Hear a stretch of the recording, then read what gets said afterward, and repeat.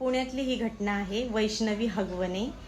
खूप प्रचंड व्हायरल होत आहे व्हिडिओ इंस्टावर, फेसबुकवर, यूट्यूबवर. इतकं लाडा नवसानी बापाने तिच्या वाढवलं, लव्ह मॅरेज करून दिलं आणि लग्नामध्ये 51 तोळे दागिने, 7 ते 8 किलो चांदी, एक फॉर्च्युनर कार आणि 2 लाख रुपये, 1.5 लाखाचा आयफोन, असं तिच्या बापाने आपल्या लेकरासाठी, की माझं लेकरू आज सुखी राहील आणि चांगले सांभाळतील असं म्हणून तशी हौस मुलीची त्यांनी केली.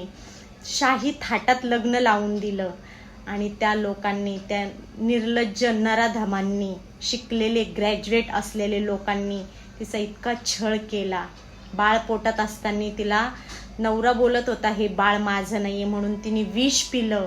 त्यातूनही तिच्या वडिलांनी तिला बाहेर काढलं, तिला बरं केलं. त्याच्यानंतर तिला बाळ झालं आणि परत त्याच्यानंतर 2 कोटीची मागणी करण्यात आली. 2 कोटी रुपये आण, नाहीतर आम्ही तुला असं मारू.